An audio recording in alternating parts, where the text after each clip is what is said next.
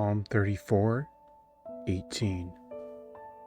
The Lord is nigh unto them that are of a broken heart, and saveth such as be of a contrite spirit.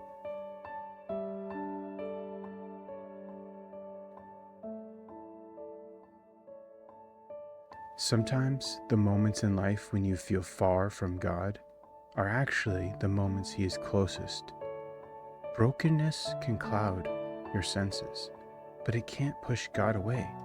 Nothing can separate you from His love. He sits in the pain with you.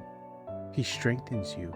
He binds up your wounds and lifts your head in His timing. This is a great reminder that you don't have to hide your brokenness from God. Pour out your heart to Him.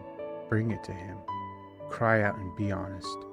He's already near, closer than the pain, closer than the fear, closer than any heartbreak.